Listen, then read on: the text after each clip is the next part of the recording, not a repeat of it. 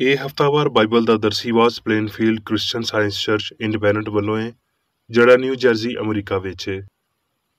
ਹੋਰ ਮਾਲੂਮਾਤ ਲਈ ਤੁਸੀਂ ਸਾਡੀ ਵੈਬਸਾਈਟ ਵੇਖੋ www.plainfieldcs.com। ਇਹ ਸਬਕ 4 ਸਤੰਬਰ 2022 ਐਤਵਾਰ ਦੇ ਦਿਨ ਹਫ਼ਤੇ ਦੇ ਅਖੀਰ ਉੱਤੇ ਤੁਹਾਡੇ ਪੜ੍ਹਨ ਲਈ ਤਿਆਰ ਕੀਤਾ ਗਿਆ ਹੈ। ਮਜ਼ਮੂਨ ਇਨਸਾਨ ਸੁਨਹਿਰੀ ਮਤਨ ਗ੍ਰੰਥੀਓ। ਕਿਉਂ ਜੇ ਤੁਸੀਂ ਮੁੱਲ ਨਾਲ ਖਰੀਦੇ ਗਏ ਹੋ, ਇਸ ਲਈ ਆਪਣੇ ਬਦਨ ਤੋਂ ਰੱਬ ਦਾ ਜਲਾਲ ਜ਼ਾਹਿਰ ਕਰੋ। ਜਵਾਬੀ ਪੜ੍ਹਾਈ। ਯਕੂਬ। ਧੰਨ ਹੈ ਉਹ ਬੰਦਾ ਜਿਹੜਾ ਅਜ਼ਮਾਇਸ਼ ਦੀ ਬਰਦਾਸ਼ਤ ਕਰਦਾ ਹੈ, ਕਿਉਂਜੇ ਜਦੋਂ ਮਕਬੂਲ ਠਹਿਰਿਆ ਤੇ ਹਯਾਤੀ ਦਾ ਉਹ ਤਾਜ ਹਾਸਲ ਕਰੇਗਾ ਜਿਹਦਾ ਖੁਦਾਵੰਦ ਨੇ ਆਪਣੇ ਮੁਹੱਬਤ ਕਰਨ ਵਾਲਿਆਂ ਨਾਲ ਵਾਅਦਾ ਕੀਤਾ ਹੈ। ਜਦ ਕੋਈ ਅਜ਼ਮਾਇਆ ਜਾਵੇ ਤੇ ਇਹ ਨਾ ਆਖੇ ਵੀ ਮੇਰੀ ਅਜ਼ਮਾਇਸ਼ ਰੱਬ ਵੱਲੋਂ ਹੁੰਦੀ ਏ, ਕਿਉਂਜੇ ਨਾ ਤੇ ਰੱਬ ਬਦੀ ਨਾਲ ਅਜ਼ਮਾਇਆ ਜਾ ਸਕਦਾ ਹੈ ਤੇ ਨਾ ਉਹ ਕਿਸੇ ਨੂੰ ਅਜ਼ਮਾਉਂਦਾ ਹੈ। ਹਾਂ, ਹਰ ਬੰਦਾ ਆਪਣੀਆਂ ਹੀ ਖਾਹਿਸ਼ਾਂ ਵਿੱਚ ਖਿੱਚਿਆ ਜਾ ਕੇ ਤੇ ਫਸ ਕੇ ਅਜ਼ਮਾਇਆ ਜਾਂਦਾ ਹੈ। ਇਸ ਲਈ ਸਾਰੀ ਨਜਾਸਤ ਤੇ ਬਦੀ ਦੇ ਫੁਜ਼ਲੇ ਨੂੰ ਦੂਰ ਕਰਕੇ ਉਸ ਕਲਾਮ ਨੂੰ ਹਲੀਮੀ ਨਾਲ ਕਬੂਲ ਕਰ ਲਵੋ ਜਿਹੜਾ ਦਿਲ ਵਿੱਚ ਬੋਇਆ ਗਿਆ ਹੈ ਤੇ ਤੁਹਾਡੀਆਂ ਰੂਹਾਂ ਨੂੰ ਮੁਕਤੀ ਦੇ ਸਕਦਾ ਹੈ। ਪਰ ਕਲਾਮ ਉੱਤੇ ਅਮਲ ਕਰਨ ਵਾਲੇ ਬਣੋ, ਨਾ ਪਈ ਬਸ ਸੁਣਨ ਵਾਲੇ ਜਿਹੜੇ ਆਪਣੇ ਆਪ ਨੂੰ ਧੋਖਾ ਦਿੰਦੇ ਨੇ। ਪਰ ਜਿਹੜਾ ਬੰਦਾ ਆਜ਼ਾਦੀ ਦੀ ਸ਼ਰੀਅਤ ਉੱਤੇ ਧਿਆਨ ਨਾਲ ਨਜ਼ਰ ਕਰਦਾ ਰਹਿੰਦਾ ਹੈ, ਉਹ ਆਪਣੇ ਕੰਮ ਵਿੱਚ ਇਸ ਲਈ ਬਰਕਤ ਪਾਵੇਗਾ ਭਈ ਸੁਣ ਕੇ ਭੁੱਲਦਾ ਨਹੀਂ ਬਲਕਿ ਅਮਲ ਕਰਦਾ ਹੈ। ਦਰਸੀਵਾਜ਼ ਬਾਈਬਲ ਵਿੱਚੋਂ ਪਦਾਇਸ਼। ਤੇ ਰੱਬ ਨੇ ਇਨਸਾਨ ਨੂੰ ਆਪਣੀ ਸੂਰਤ ਉੱਤੇ ਪੈਦਾ ਕੀਤਾ, ਰੱਬ ਦੀ ਸੂਰਤ ਉੱਤੇ ਉਹਨੂੰ ਪੈਦਾ ਕੀਤਾ, ਨਰ ਤੇ ਨਾਰੀ ਉਹਨਾਂ ਨੂੰ ਪੈਦਾ ਕੀਤਾ। ਤੇ ਰੱਬ ਨੇ ਸਭ ਕੁਝ ਉੱਤੇ ਜੋ ਉਹਨੇ ਬਣਾਇਆ ਸੀ ਨਜ਼ਰ ਕੀਤੀ ਤੇ ਵੇਖਿਆ ਭਈ ਬਹੁਤ ਚੰਗਾ ਹੈ। ਖਰੂਜ। ਤੇ ਰੱਬ ਨੇ ਇਹ ਸਾਰੀਆਂ ਗੱਲਾਂ ਉਹਨਾਂ ਨੂੰ ਦਸੀਆਂ। ਖੁਦਾਵੰਦ ਤੇਰਾ ਰੱਬ ਜਿਹੜਾ ਤੈਨੂੰ ਮੁਲਕੇ ਮਿਸਰ ਤੋਂ ਗੁਲਾਮੀ ਦੇ ਘਰ ਵਿੱਚੋਂ ਕੱਢ ਲਿਆਇਆ, ਮੈਂ ਵਾਂ। ਮੇਰੇ ਅੱਗੇ ਤੂੰ ਗੈਰ ਮਬੂਦਾਂ ਨੂੰ ਨਾ ਮੰਨੀ, ਤੂੰ ਖੂਨ ਨਾ ਕਰੀ, ਤੂੰ ਜ਼ਨਾ ਨਾ ਕਰੀ, ਤੂੰ ਆਪਣੇ ਗੁਆਂਢੀ ਦੇ ਘਰ ਦਾ ਲਾਲਚ ਨਾ ਕਰੀ, ਤੂੰ ਆਪਣੇ ਗੁਆਂਢੀ ਦੀ ਬੁੱਢੀ ਦਾ ਲਾਲਚ ਨਾ ਕਰੀ, ਤੇ ਨਾ ਉਹਦੇ ਗੁਲਾਮ ਦਾ ਤੇ ਨਾ ਉਹਦੀ ਲੌਂਡੀ ਦਾ ਤੇ ਉਹਦੇ ਟੱਗੇ ਦਾ ਤੇ ਉਹਦੇ ਖੋਤੇ ਦਾ ਤੇ ਨਾ ਆਪਣੇ ਗੁਆਂਢੀ ਦੀ ਕਿਸੇ ਹੋਰ ਸ਼ੈ ਦਾ ਲਾਲਚ ਕਰੀ। ਸੈਮੂਅਲ। ਤੇ ਸ਼ਾਮ ਦੇ ਵੇਲੇ ਦਾਊਦ ਆਪਣੇ ਪਲੰਗ ਤੋਂ ਉੱਠ ਕੇ ਬਾਦਸ਼ਾਹੀ ਮਹਿਲ ਦੀ ਛੱਤ ਉੱਤੇ ਟਹਿਲਣ ਲੱਗਿਆ ਤੇ ਛੱਤ ਉੱਤੋਂ ਉਹਨੇ ਇੱਕ ਬੁੱਢੀ ਨੂੰ ਵੇਖਿਆ ਜਿਹੜੀ ਨਹਾ ਰਹੀ ਸੀ ਤੇ ਉਹ ਬੁੱਢੀ ਬਹੁਤ ਸੋਹਣੀ ਸੀ। ਤਦ ਦਾਊਦ ਨੇ ਬੰਦੇ ਘੱਲ ਕੇ ਉਸ ਬੁੱਢੀ ਦੇ ਬਾਰੇ ਜਾਣਿਆ ਤੇ ਕਿਸੇ ਨੇ ਆਖਿਆ ਭਈ ਕੀ ਉਹ ਇਲਾਮ ਦੀ ਧੀ ਬੈਤਸ਼ਬਾ ਨਹੀਂ ਜਿਹੜੀ ਹਿੱਤੀ ਊਰੀਆ ਦੇ ਘਰ ਵਾਲੀ ਏ। ਤੇ ਦਾਊਦ ਨੇ ਬੰਦੇ ਘੱਲ ਕੇ ਉਹਨੂੰ ਬੁਲਾਇਆ। ਉਹ ਉਹਦੇ ਕੋਲ ਆਈ ਤੇ ਉਹਨੇ ਉਹਦੇ ਨਾਲ ਸੋਹਬਤ ਕੀਤੀ, ਕਿਉਂ ਜੇ ਉਹ ਆਪਣੀ ਨਾਪਾਕੀ ਤੋਂ ਪਾਕ ਹੋ ਗਈ ਸੀ। ਫਿਰ ਉਹ ਆਪਣੇ ਘਰ ਟੁਰ ਗਈ ਤੇ ਉਹ ਬੁੱਢੀ ਹਾਮਲਾ ਹੋ ਗਈ ਤੇ ਫਿਰ ਉਹਨੇ ਦਾਊਦ ਨੂੰ ਸੁਨੇਹਾ ਘੱਲਿਆ ਭਈ ਮੈਂ ਹਾਮਲਾ ਵਾਂ। ਤੇ ਦਾਊਦ ਨੇ ਯੂਆਬ ਨੂੰ ਸੁਨੇਹਾ ਘੱਲਿਆ ਭਈ ਹਿੱਤੀ ਊਰੀਆ ਨੂੰ ਮੇਰੇ ਕੋਲ ਘੱਲ ਦੇ। ਤਦ ਯੂਆਬ ਨੇ ਊਰੀਆ ਨੂੰ ਦਾਊਦ ਦੇ ਕੋਲ ਘੱਲ ਦਿੱਤਾ। ਸੁਬਾਹ ਨੂੰ ਦਾਊਦ ਨੇ ਯੂਆਬ ਲਈ ਇੱਕ ਖੱਤ ਲਿਖਿਆ ਤੇ ਉਹਨੂੰ ਊਰੀਆ ਦੇ ਹੱਥ ਘੱਲਿਆ। ਤੇ ਉਹਨੇ ਖੱਤ ਵਿੱਚ ਲਿਖਿਆ ਭਈ ਊਰੀਆ ਨੂੰ ਲੜਾਈ ਵਿੱਚ ਸਭ ਤੋਂ ਅੱਗੇ ਰੱਖੀ ਤੇ ਤੂੰ ਉਹਦੇ ਕੋਲੋਂ ਦੂਰ ਹਟ ਜਾਵੀਂ ਤਾਂ ਜੋ ਉਹ ਮਾਰਿਆ ਜਾਵੇ ਤੇ ਜਾਂ ਬਹਕ ਹੋ ਜਾਵੇ। ਜਦ ਊਰੀਆ ਦੀ ਬੁੱਢੀ ਨੇ ਸੁਣਿਆ ਵੀ ਉਹਦੇ ਘਰ ਵਾਲਾ ਊਰੀਆ ਮਰ ਗਿਆ ਤੇ ਉਹ ਆਪਣੇ ਬੰਦੇ ਲਈ ਵੈਨ ਪਾਉਣ ਲੱਗੀ। ਤੇ ਜਦ ਸੋਗ ਦੇ ਦਿਨ ਲੰਘ ਗਏ ਤੇ ਦਾਊਦ ਨੇ ਉਹਨੂੰ ਬੁਲਵਾ ਕੇ ਉਹਨੂੰ ਆਪਣੇ ਮਹੱਲ ਵਿੱਚ ਰੱਖ ਲਿਆ ਤੇ ਉਹ ਉਹਦੀ ਬੁੱਢੀ ਹੋ ਗਈ ਤੇ ਉਹਦੇ ਤੋਂ ਉਹਦਾ ਇੱਕ ਪੁੱਤਰ ਹੋਇਆ। ਪਰ ਉਸ ਕੰਮ ਤੋਂ ਜਿਹੜਾ ਦਾਊਦ ਨੇ ਕੀਤਾ ਸੀ ਖੁਦਾਵੰਦ ਗੁੱਸੇ ਹੋਇਆ। ਮੱਤੀ। ਤੇ ਯਿਸੂ ਸਾਰੇ ਗਲੀਲ ਵਿੱਚ ਫਿਰਦਾ ਰਿਹਾ ਤੇ ਉਹਨਾਂ ਦੇ ਇਬਾਦਤਖਾਨਿਆਂ ਵਿੱਚ ਤਾਲੀਮ ਦਿੰਦਾ ਤੇ ਬਾਦਸ਼ਾਹੀ ਦੀ ਖੁਸ਼ਖਬਰੀ ਦੀ ਮੁਨਾਦੀ ਕਰਦਾ ਤੇ ਲੋਕਾਂ ਨੂੰ ਹਰ ਤਰ੍ਹਾਂ ਦੀ ਬਿਮਾਰੀ ਤੇ ਨਿਤ ਕਮਜ਼ੋਰੀ ਤੋਂ ਦੂਰ ਕਰਦਾ ਰਿਹਾ। ਮੱਤੀ। ਤੇ ਉਹ ਆਪਣੀ ਜ਼ੁਬਾਨ ਖੋਲ ਕੇ ਉਹਨਾਂ ਨੂੰ ਇੰਜ ਤਾਲੀਮ ਦੇਣ ਲੱਗਿਆ। ਮੱਤੀ। ਇਸ ਲਈ ਤੁਸੀਂ ਇੰਜ ਦੁਆ ਕਰਿਆ ਕਰੋ ਭਈ ਐ ਸਾਡੇ ਪਿਓ, ਤੂੰ ਜਿਹੜਾ ਅਸਮਾਨ ਉੱਤੇ ਹੈ, ਤੇਰਾ ਨਾਮ ਪਾਕ ਮੰਨਿਆ ਜਾਵੇ ਤੇ ਸਾਨੂੰ ਅਜ਼ਮਾਇਸ਼ ਵਿੱਚ ਨਾ ਲਿਆ ਬਲਕਿ ਬੁਰਿਆਈ ਤੋਂ ਬਚਾ, ਕਿਉਂ ਜੇ ਬਾਦਸ਼ਾਹੀ ਤੇ ਕੁਦਰਤ ਤੇ ਜਲਾਲ ਹਮੇਸ਼ਾ ਤੇਰੇ ਹੀ ਨੇ। ਆਮੀਨ। ਯੋਹੰਨਾ ਸਵੇਰੇ ਸਵੇਰੇ ਹੀ ਉਹ ਫਿਰ ਹੈਕਲ ਵਿੱਚ ਆਇਆ ਤੇ ਸਾਰੇ ਲੋਕੀ ਉਹਦੇ ਕੋਲ ਆਏ ਤੇ ਉਹ ਬਹਿ ਕੇ ਉਹਨਾਂ ਨੂੰ ਤਾਲੀਮ ਦੇਣ ਲੱਗਿਆ। ਤੇ ਫੱਕੀ ਤੇ ਫਰੀਸੀ ਇੱਕ ਬੁੱਢੀ ਨੂੰ ਲਿਆਏ ਜਿਹੜੀ ਜ਼ਨਾਹ ਵਿੱਚ ਫੜੀ ਗਈ ਸੀ ਤੇ ਉਹਨੂੰ ਵਿਚਕਾਏ ਖੜਾ ਕਰਕੇ ਯਿਸੂ ਨੂੰ ਆਖਿਆ, ਐ ਉਸਤਾਦ, ਇਹ ਬੁੱਢੀ ਐਨ ਫੇਲ ਦੇ ਵੇਲੇ ਫੜੀ ਗਈ ਏ। ਤੋਰੈਤ ਵਿੱਚ ਮੂਸਾ ਨੇ ਸਾਨੂੰ ਹੁਕਮ ਦਿੱਤਾ ਏ ਭਈ ਅਜਿਹੀ ਬੁੱਢੀ ਨੂੰ ਸੰਸਾਰ ਕਰੋ, ਤੇ ਤੂੰ ਇਸ ਬੁੱਢੀ ਦੇ ਬਾਰੇ ਕੀ ਆਖਦਾ ਏ? ਉਹਨਾਂ ਨੇ ਉਹਨੂੰ ਅਜ਼ਮਾਉਣ ਲਈ ਇਹ ਆਖਿਆ ਤਾਂ ਜੋ ਉਹਦੇ ਉੱਤੇ ਕੋਈ ਇਲਜ਼ਾਮ ਲਾਉਣ ਦਾ ਬਹਾਨਾ ਕੱਢਣ, ਪਰ ਯਿਸੂ ਹੇਠਾਂ ਬਹਿ ਕੇ ਉਂਗਲੀ ਨਾਲ ਧਰਤੀ ਉੱਤੇ ਲਿਖਣ ਲੱਗ ਪਿਆ। ਜਦੋਂ ਉਹ ਉਹਦੇ ਨਾਲ ਸਵਾਲ ਕਰਦੇ ਹੀ ਰਹੇ ਤੇ ਉਹਨੇ ਸਿੱਧੇ ਹੋ ਕੇ ਉਹਨਾਂ ਨੂੰ ਆਖਿਆ ਭਈ ਜਿਹੜਾ ਤੁਹਾਡੇ ਵਿੱਚੋਂ ਬੇਗੁਨਾਹ ਹੋਵੇ ਉਹ ਹੀ ਇਹਨੂੰ ਪਹਿਲਾ ਪੱਥਰ ਮਾਰੇ। ਤੇ ਫਿਰ ਹੇਠਾਂ ਬਹਿ ਕੇ ਉਂਗਲੀ ਨਾਲ ਧਰਤੀ ਉੱਤੇ ਲਿਖਣ ਲੱਗ ਪਿਆ। ਉਹ ਇਹ ਸੁਣ ਕੇ ਵੱਡਿਆਂ ਤੋਂ ਲੈ ਕੇ ਛੋਟਿਆਂ ਤੀਕਰ ਇੱਕ ਇੱਕ ਕਰਕੇ ਨਿਕਲ ਗਏ ਤੇ ਯਿਸੂ ਇਕੱਲਾ ਹੀ ਰਹਿ ਗਿਆ ਤੇ ਬੁੱਢੀ ਉੱਥੇ ਹੀ ਵਿਚਕਾਏ ਖੜੀ ਰਹੀ। ਯਿਸੂ ਨੇ ਸਿੱਧੇ ਹੋ ਕੇ ਉਹਨੂੰ ਆਖਿਆ, ਐ ਔਰਤ, ਇਹ ਲੋਕੀ ਕਿੱਥੇ ਗਏ? ਕੀ ਕਿਸੇ ਨੇ ਤੇਰੇ ਉੱਤੇ ਕੋਈ ਹੁਕਮ ਨਹੀਂ ਲਾਇਆ? ਉਹਨੇ ਆਖਿਆ, ਐ ਰੱਬਾ, ਕਿਸੇ ਨੇ ਨਹੀਂ। ਯਿਸੂ ਨੇ ਆਖਿਆ, ਮੈਂ ਵੀ ਤੇਰੇ ਉੱਤੇ ਹੁਕਮ ਨਹੀਂ ਲਾਉਂਦਾ, ਜਾ ਫਿਰ ਪਾਪ ਨਾ ਕਰੀ। ਗ੍ਰੰਥੀਓ, ਕੀ ਤੁਸੀਂ ਨਹੀਂ ਜਾਣਦੇ ਭਈ ਤੁਹਾਡਾ ਬਦਨ ਪਾਕ ਰੂਹ ਦਾ ਮਕਦਸ ਹੈ ਜਿਹੜਾ ਤੁਹਾਡੇ ਅੰਦਰ ਵਸਿਆ ਹੋਇਆ ਹੈ ਤੇ ਤੁਹਾਨੂੰ ਰੱਬ ਵੱਲੋਂ ਮਿਲਿਆ ਹੈ ਤੇ ਤੁਸੀਂ ਆਪਣੇ ਨਹੀਂ। ਗਲੀਤੀਓ, ਮਸੀਹ ਨੇ ਸਾਨੂੰ ਆਜ਼ਾਦ ਰਹਿਣ ਲਈ ਆਜ਼ਾਦ ਕੀਤਾ ਹੈ। ਇਸ ਲਈ ਕਾਇਮ ਰਹੋ ਤੇ ਦੁਬਾਰਾ ਗੁਲਾਮੀ ਦੇ ਜੂਏ ਵਿੱਚ ਨਾ ਜੁੱਤੋ।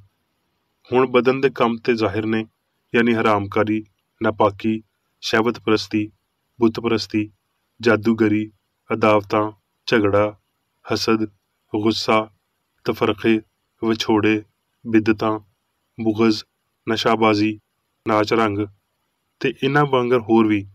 ਉਹਨਾਂ ਵੱਲੋਂ ਤੁਹਾਨੂੰ ਪਹਿਲਾਂ ਹੀ ਆਖ ਦੇਣਾ ਵਾਂ, ਜਿੱਦਾਂ ਵੀ ਪਹਿਲੇ ਦੱਸ ਚੁੱਕਿਆ ਵਾਂ, ਭਈ ਇੱਦਾਂ ਦੇ ਕੰਮ ਕਰਨ ਵਾਲੇ ਰੱਬ ਦੀ ਬਾਦਸ਼ਾਹੀ ਦੇ ਵਾਰਸ ਨਾ ਹੋਣਗੇ। ਪਰ ਰੂਹ ਦਾ ਫਲ ਮੁਹੱਬਤ, ਖੁਸ਼ੀ, ਇਤਮਨਾਨ, ਤਹੰਮਲ, ਮਿਹਰਬਾਨੀ, ਨੇਕੀ, ਇਮਾਨਦਾਰੀ, ਹਿਲਮ, ਪਰਹੇਜ਼ਗਾਰੀ ਏ। ਇੱਦਾਂ ਦੇ ਕੰਮਾਂ ਦੀ ਕੋਈ ਸ਼ਰੀਅਤ ਮੁਖਾਲਫ ਨਹੀਂ।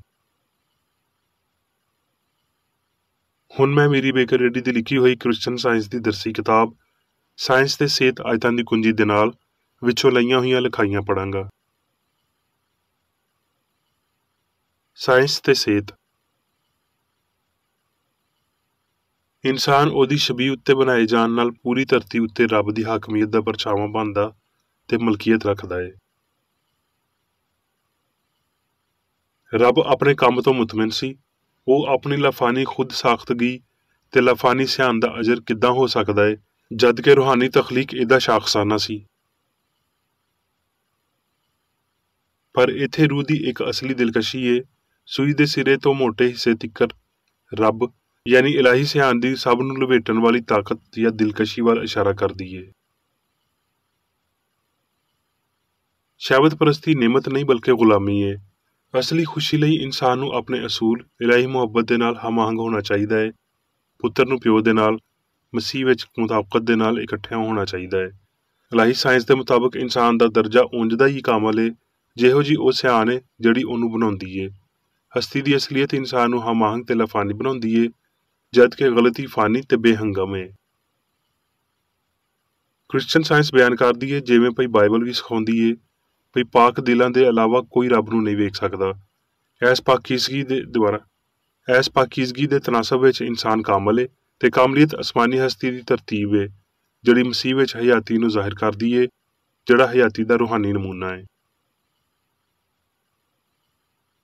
ਇਹ ਮਾਦੀ ਵਜੂਦੀਅਤ ਦੇ ਡਰਾਉਣੇ ਨਕਲੀ ਨਤੀਜਿਆਂ ਦੇ ਮੁਕਾਬਲੇ ਵਿੱਚ ਖਿਆਲਾਂ ਦੀ ਰੂਹਾਨੀਅਤ ਤੇ ਰੋਜ਼ਮਰਾ ਦੀ ਮਸੀਹਤ ਪਸੰਦੀ ਏ। ਇਹ ਨਿਚਲੇ ਰੁਝਾਨਾਂ ਤੇ ਨਾਪਾਕੀ ਤੇ ਸ਼ਹਿਵਤ ਪ੍ਰਸਤੀ ਦੀ ਜ਼ਮੀਨੀ ਕਸ਼ਸ਼ ਦੇ ਮੁਕਾਬਲੇ ਪਾਕੀਜ਼ਗੀ ਤੇ ਸਚਾਈ ਏ ਜਿਹੜੀ ਅਸਲ ਵਿੱਚ ਮਸੀਹੀ ਸਾਇੰਸ ਦਾ ਇਲਾਹੀ ਸ਼ੁਰੂ ਤੇ ਕੰਮ ਦੀ ਤਸਦੀਕ ਕਰਦੀ ਏ। ਮਸੀਹੀ ਸਾਇੰਸ ਦੀਆਂ ਕਾਮਯਾਬੀਆਂ ਗਲਤੀ ਤੇ ਬਦੀ ਦੀ ਤਬਾਹੀ ਤੋਂ ਰਿਕਾਰਡ ਕੀਤੀਆਂ ਜਾਂਦੀਆਂ ਨੇ ਜਿਹਦੇ ਤੋਂ ਪਾਪ, ਬਿਮਾਰੀ ਤੇ ਮੌਤ ਦੇ ਨਾਪਾਕ ਅਕੀਦਿਆਂ ਦੀ ਤਰਵੀਜ ਹੁੰਦੀ ਏ। ਯਿਸੂ ਬੇਗਰਜ਼ ਸੀ। ਉਹਦੀ ਰੂਹਾਨੀਅਤ ਨੇ ਉਹਨੂੰ ਬਦਨੀ ਲੋਕਾਂ ਤੋਂ ਵੱਖਰਾ ਰੱਖਿਆ ਤੇ ਖੁਦਗਰਜ਼ ਮਾਦੀ ਲੋਕਾਂ ਦੀ ਉਹਦੇ ਲਈ ਨਫ਼ਰਤ ਦੀ ਵਜ੍ਹਾ ਵੀ ਇਹੀ ਬਣੀ। ਇਹ ਉਹਦੀ ਰੂਹਾਨੀਅਤ ਹੀ ਸੀ ਜਿਹਨੇ ਯਿਸੂ ਨੂੰ ਬਿਮਾਰ ਨੂੰ ਸ਼ਿਫਾ ਦੇਣ, ਬਦਰੂਹ ਨੂੰ ਕੱਢਣ ਤੇ ਮੁਰਦਿਆਂ ਨੂੰ ਜ਼ਿੰਦਾ ਕਰਨ ਦੇ ਕਾਬਲ ਬਣਾਇਆ। ਯਿਸੂ ਬਦਕਾਰ ਤੇ ਜ਼ਨਾਕਾਰੀ ਕਰਨ ਵਾਲੀ ਪੀੜ੍ਹੀ ਨੂੰ ਜਾਣਦਾ ਸੀ, ਜਿਹੜੀ ਰੂਹਾਨੀ ਦੀ ਬਜਾਏ ਮਾਦੀ ਸ਼ੈਵਾਂ ਨੂੰ ਲੱਭਣ ਵਿੱਚ ਰਹਿੰਦੀ ਏ। ਮਾਦੀਅਤ ਪ੍ਰਸਤੀ ਲਈ ਉਹਦੀ ਮਜ਼ੰਮਤ ਬਹੁਤ ਚੋਖੀ ਪਰ ਜ਼ਰੂਰੀ ਸੀ। ਯਿਸੂ ਦੀ ਦੁਆ ਸਾਡੇ ਕਰਜ਼ ਸਾਨੂੰ ਬਖਸ਼ ਨੇ ਮਾਫੀ ਦੀ ਇਸਤਲਾਹ ਦੀ ਵਜ਼ਾਹਤ ਕੀਤੀ। ਜਦੋਂ ਜ਼ਨਾਕਾਰ ਔਰਤ ਨੂੰ ਉਹਨੇ ਆਖਿਆ, ਜਾ ਤੇ ਫਿਰ ਪਾਪ ਨਾ ਕਰੀ। ਉਹਦਾ ਕਾਮਲ ਨਮੂਨਾ ਸਾਡੇ ਸਾਰਿਆਂ ਦੀ ਮੁਕਤੀ ਲਈ ਸੀ, ਪਰ ਸਿਰਫ ਉਹ ਕੰਮ ਕਰਨ ਦੇ ਰਾਹੀਂ ਜਿਹੜੇ ਉਹਨੇ ਕੀਤੇ ਤੇ ਦੂਜਿਆਂ ਨੂੰ ਉਹਨਾਂ ਦੀ ਤਾਲੀਮ ਦਿੱਤੀ। ਸ਼ਿਫਾ ਲਈ ਉਹਦਾ ਮਕਸਦ ਬਸ ਸੇਧ ਦੇਣਾ ਹੀ ਨਹੀਂ ਸੀ, ਬਲਕਿ ਆਪਣਾ ਇਲਾਹੀ ਅਸੂਲ ਜ਼ਾਹਿਰ ਕਰਨਾ ਵੀ ਸੀ। ਜੋ ਕੁਝ ਉਹਨੇ ਆਖਿਆ ਤੇ ਕੀਤਾ, ਉਹਦੇ ਵਿੱਚ ਉਹ ਰੱਬ ਤੋਂ, ਸੱਚਾਈ ਤੇ ਪਿਆਰ ਤੋਂ ਮੁਤਾਸਰ ਸੀ। ਉਹਨੂੰ ਸਤਾਉਣ ਵਾਲਿਆਂ ਦੇ ਮਕਸਦ ਗਰੂਰ, ਹਸਦ, ਜ਼ੁਲਮ ਤੇ ਬਦਲਾ ਸੀ, ਜਿਹੜੇ ਬਦਨੀ ਯਸੂਦ ਤੇ ਲੱਥੇ, ਪਰ ਉਹਨਾਂ ਦਾ ਨਿਸ਼ਾਨਾ ਇਲਾਹੀ ਅਸੂਲ ਯਾਨੀ ਪਿਆਰ ਸੀ, ਜਿਨੇ ਉਹਨਾਂ ਦੀ ਸ਼ਹਿਵਤ ਪ੍ਰਸਤੀ ਨੂੰ ਭੈੜਾ ਆਖਿਆ ਸੀ।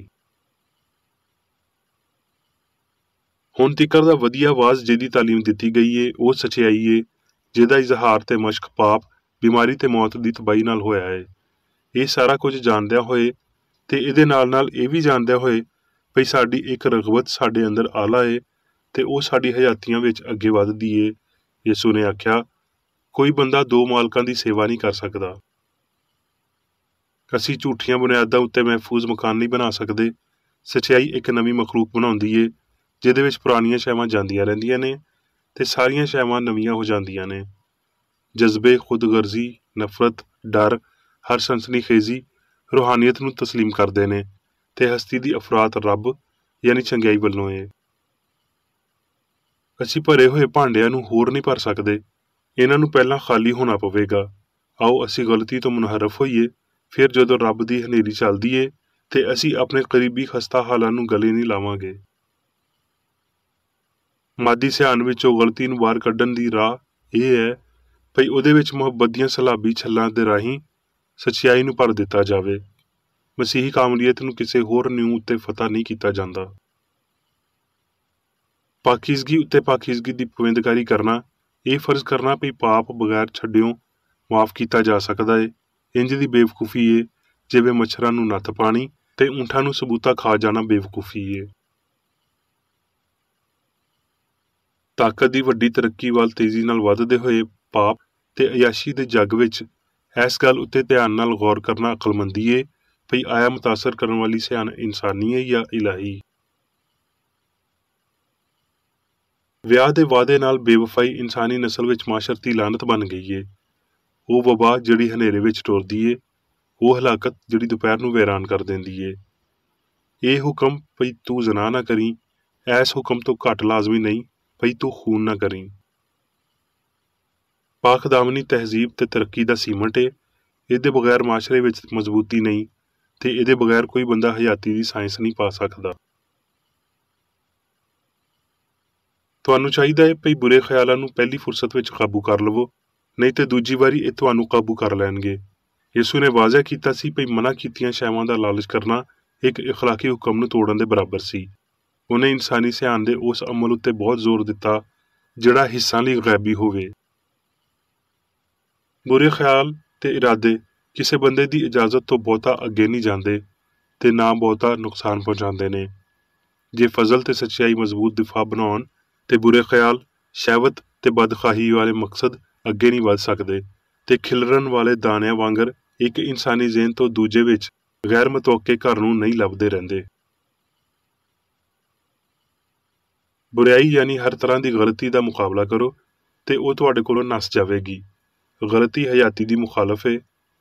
ਅਸੀਂ ਸੱਚਾਈ ਉੱਤੇ ਗਲਤੀ, ਹਯਾਤੀ ਉੱਤੇ ਮੌਤ ਤੇ ਚੰਗਿਆਈ ਉੱਤੇ ਬਦੀ ਦੀ ਫੌਕੀਅਤ ਨੂੰ ਹਰ ਪਾਸੇ ਆਪਣੇ ਆਪ ਨੂੰ ਦਸਤਿਆਬ ਰੱਖਣ ਲਈ ਬਹੁਤ ਉੱਚਾ ਕਰ ਸਕਦੇ ਤੇ ਅਖੀਰੀ ਇਹ ਕਰਾਂਗੇ ਤੇ ਇਹ ਤਰੱਕੀ ਉਦੋਂ ਤੀਕਰ ਜਾਰੀ ਰਹੇਗੀ ਜਦੋਂ ਤੀਕਰ ਅਸੀਂ ਰੱਬ ਦੇ ਖਿਆਲ ਦੀ ਕਾਮਲੀਅਤ ਤੀਕਰ ਨਹੀਂ ਅਪੜਦੇ ਤੇ ਇਸ ਗੱਲ ਦਾ ਹੋਰ ਡਰ ਨਹੀਂ ਰੱਖਦੇ ਕਿ ਅਸੀਂ ਬਿਮਾਰ ਹੋਵਾਂਗੇ ਜਾਂ ਮਰ ਜਾਵਾਂਗੇ।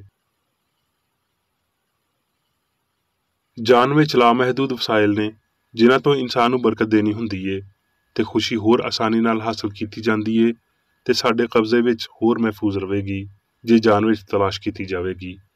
ਸਿਰਫ ਬੁਲੰਦ ਲੁਤਫੀ ਲਫਾਨੀ ਇਨਸਾਨ ਦੇ ਨਕੂਸ਼ਾਂ ਨੂੰ ਤਸੱਲੀ ਬਖਸ਼ ਬਣਾ ਸਕਦੇ ਨੇ।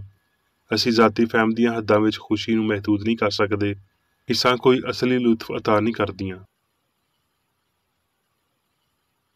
ਜਦੋਂ ਬਿਮਾਰੀ ਜਾਂ ਪਾਪ ਦਾ ਭਰਮ ਤੁਹਾਨੂੰ ਅਜ਼ਮਾਉਂਦਾ ਹੈ ਤੇ ਰੱਬ ਤੇ ਉਹਦੇ ਖਿਆਲ ਦੇ ਨਾਲ ਮਜ਼ਬੂਤੀ ਨਾਲ ਜੁੜੇ ਰਹੋ। ਉਹਦੇ ਮਜ਼ਾਜ ਤੋਂ ਇਲਾਵਾ ਕਿਸੇ ਸ਼ੈ ਨੂੰ ਤੁਹਾਡੇ ਖਿਆਲ ਵਿੱਚ ਕਾਇਮ ਹੋਣ ਦੀ ਇਜਾਜ਼ਤ ਨਾ ਦਿਓ। ਕਿਸੇ ਡਰ ਜਾਂ ਸ਼ੱਕ ਨੂੰ ਤੁਹਾਡੇ ਐਸ ਵਾਜ਼ਿਆ ਤੇ ਮੁਤਮਿਨ ਭਰੋਸੇ ਉੱਤੇ ਹਾਵੀ ਨਾ ਹੋਣ ਦਿਓ।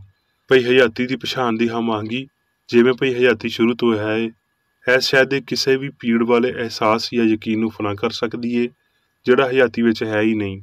ਜਿਸਮਾਨੀ ਹਿੱਸ ਦੀ ਬਜਾਏ ਕ੍ਰਿਸਚਨ ਸਾਇੰਸ ਨੂੰ ਹਸਤੀ ਦੇ ਬਾਰੇ ਤੁਹਾਡੀ ਸਮਝ ਦੀ ਹਮਾਇਤ ਕਰਨ ਦਿਓ ਤੇ ਇਹ ਸਮਝ ਗਲਤੀ ਨੂੰ ਸੱਚਾਈ ਦੇ ਨਾਲ ਪੁੱਟ ਕੇ ਸੁੱਟ ਦੇਵੇਗੀ, ਫਾਨੀਅਤ ਨੂੰ ਗੈਰ ਫਾਨੀਅਤ ਨਾਲ ਬਦਲ ਦੇਵੇਗੀ ਤੇ ਚੁੱਪ ਦੀ ਹਮਾਂਗੀ ਦੇ ਨਾਲ ਮੁਖਾਲਫਤ ਕਰੇਗੀ। ਇਨਸਾਨ ਰੱਬ ਦਾ ਪਰਛਾਵਾਂ ਹੈ ਜਿਹਨੂੰ ਪਰਵਰਿਸ਼ ਦੀ ਲੋੜ ਨਹੀਂ, ਬਲਕਿ ਉਹ ਹਮੇਸ਼ਾ ਸੋਹਣਾ ਤੇ ਪੂਰਾ ਪਰਛਾਵਾਂ ਰਹਿੰਦਾ ਹੈ। ਹੁਣ ਮੈਂ ਮੇਰੀ ਬੇਕਰ ਰੇਡੀਓ ਵੱਲੋਂ ਚਰਚ ਮੈਨੂਅਲ ਵਿੱਚ ਦਿੱਤੇ ਹੋਏ ਰੋਜ਼ਾਨਾ ਦੇ 3 ਫਰਜ਼ ਪੜਾਂਗਾ। ਰੋਜ਼ਾਨਾ ਦੀ ਦੁਆ। ਇਸ ਚਰਚ ਦੇ ਹਰ ਰੁਕਨ ਦਾ ਇਹ ਫਰਜ਼ ਹੈ ਭਈ ਉਹ ਹਰ ਰੋਜ਼ ਇਹ ਦੁਆ ਕਰੇ, ਤੇਰੀ ਬਾਦਸ਼ਾਹੀ ਆਵੇ, ਇਲਾਹੀ ਸੱਚਾਈ, ਹਯਾਤੀ ਤੇ ਪਿਆਰ ਦੀ ਸਲਤਨਤ ਮੇਰੇ ਅੰਦਰ ਕਾਇਮ ਹੋਵੇ ਤੇ ਸਾਰੇ ਪਾਪ ਮੈਥੋਂ ਨਿਕਲ ਜਾਣ ਤੇ ਤੇਰਾ ਕਲਾਮ ਸਾਰੇ ਇਨਸਾਨਾਂ ਦੇ ਪਿਆਰ ਨੂੰ ਵਧਾਵੇ ਤੇ ਉਹਨਾਂ ਉੱਤੇ ਹਕੂਮਤ ਕਰੇ। ਮਕਸਦਾਂ ਤੇ ਕੰਮਾਂ ਦਾ ਇੱਕ ਅਸੂਲ। ਨਾ ਕੋਈ ਮੁਖਾਲਫਤ ਤੇ ਨਾ ਕੋਈ ਜ਼ਾਤੀ ਤਾਲੁਕ ਮਾਦਰੀ ਚਰਚ ਦੇ ਕਿਸੇ ਰੁਕਨ ਦੇ ਮਕਸਦਾਂ ਜਾਂ ਕੰਮਾਂ ਉੱਤੇ ਅਸਰ ਕਰਨੇ ਚਾਹੀਦੇ। ਸਾਇੰਸ ਵਿੱਚ ਬਸ ਇਲਾਹੀ ਪਿਆਰੀ ਹਕੂਮਤ ਕਰਦੀ ਏ ਤੇ ਇੱਕ ਮਸੀਹ ਸਾਇੰਸਦਾਨ ਪਾਪ ਨੂੰ ਰੱਦ ਕਰਦਿਆਂ ਹੋਏ ਸੁੱਚੀ ਭਰਾਬੰਦੀ, ਖੈਰਾਤ ਪਸੰਦੀ ਤੇ ਮਾਫੀ ਨਾਲ ਪਿਆਰ ਦੀਆਂ ਮਿੱਠੀਆਂ ਸਚਾਈਆਂ ਦਾ ਪਰਛਾਵਾਂ ਬਣਦਾ ਹੈ। ਇਸ ਚਰਚ ਦੇ ਸਾਰੇ ਰੁਕਨਾਂ ਨੂੰ ਸਾਰੇ ਪਾਪਾਂ ਤੋਂ, ਗਲਤ ਤਰ੍ਹਾਂ ਦੀਆਂ ਪੇਸ਼ਨਗੋਈਆਂ, ਮੁਨਸਫੀਆਂ, ਮੁਜ਼ਮਤਾਂ, ਸਲਾਵਾਂ, ਗਲਤ ਅਸਰਾਂ ਨੂੰ ਲੈਣ ਤੇ ਗਲਤ ਅਸਰ ਦੇਣ ਤੋਂ ਆਜ਼ਾਦ ਰਹਿਣ ਲਈ ਹਰ ਰੋਜ਼ ਖਿਆਲ ਰੱਖਣਾ ਚਾਹੀਦਾ ਹੈ ਤੇ ਦੁਆ ਕਰਨੀ ਚਾਹੀਦੀ ਹੈ। ਫਰਜ਼ ਲਈ ਚੁਸਤੀ। ਇਸ ਚਰਚ ਦੇ ਹਰ ਰੁਕਨ ਦਾ ਇਹ ਫਰਜ਼ ਹੈ ਭਈ ਉਹ ਹਰ ਰੋਜ਼ ਜਾਰਹਾਨਾ ਜ਼ਿਹਨੀ ਸਲਾਮਾਂ ਦੇ ਖਿਲਾਫ ਆਪਣੇ ਆਪ ਨੂੰ ਤਿਆਰ ਰੱਖੇ ਤੇ ਰੱਬ, ਆਪਣੇ ਕਾਇਦ ਤੇ ਇਨਸਾਨਾਂ ਲਈ ਆਪਣੇ ਫਰਜ਼ਾਂ ਨੂੰ ਨਾ ਕਦੀ ਭੁੱਲੇ ਤੇ ਨਾ ਕਦੀ ਨਜ਼ਰਅੰਦਾਜ਼ ਕਰੇ। ਉਹਦੇ ਕੰਮਾਂ ਦੇ ਰਾਹੀਂ ਉਹਦਾ ਇਨਸਾਫ ਹੋਵੇਗਾ, ਉਹ ਬੇਕਸੂਰ ਜਾਂ ਕਸੂਰਵਾਰ ਹੋਵੇਗਾ।